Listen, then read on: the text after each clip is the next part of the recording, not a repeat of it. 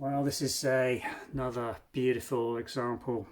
Blue and white china, English earthenware. We've done the research on this, so it was a real interesting one. Went down a complete rabbit hole with the China mark on this to find out who made it. And took me hours. It didn't come up on any of the classic image searches on either the design that you're looking at here or the factory mark stamp on the back. Google Lens and the AI were constantly telling me this was Fairy Villas, and it's most definitely not Fairy Villas, but it's from the same era, if you like.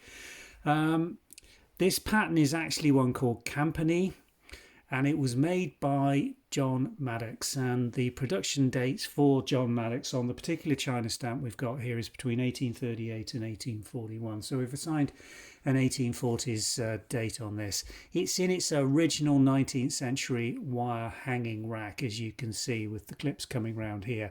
And we have got a few little condition notes just to run you through so that you're absolutely confident in what you're buying here, because this is an expensive and rare plate. Campanie very rarely comes to the market. There's one or two examples listed in museums and in private collections, but you rarely see it on the market.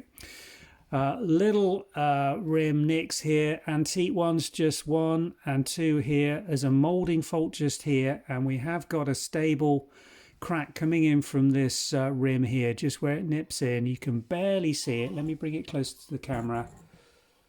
It's just on this depression here. It goes in for about 2 centimeters, but it's perfectly stable.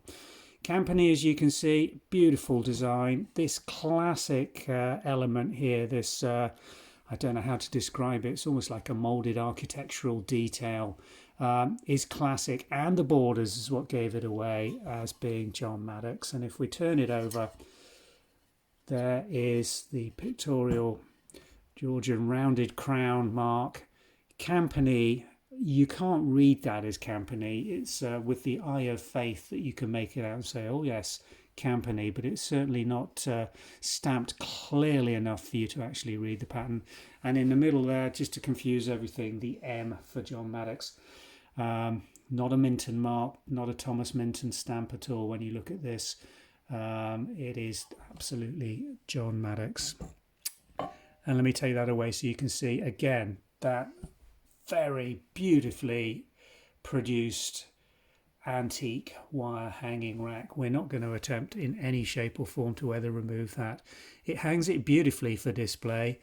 There is the back end of that little stable crack, just with a little bit of staining in it that you can see there. Universal glaze crazing with some fine staining around the rims, as you would expect in a plate of this age, and it's made from earthenware. This not Ironstone. John Maddock didn't produce Ironstone at this stage. It was all Earthenware China, and that is the way you display it. An absolutely stunning example of English shape design, mould design, print quality, and that fine antique wire rack just finishes it off as a fine collector's piece. I don't think you'll find another one anywhere online in the last 10 years, and you will probably have to wait another 10 or 20 years to find a replacement or a further one. It's a one-off rare piece of English earthenware, blue and white china. Thanks for watching.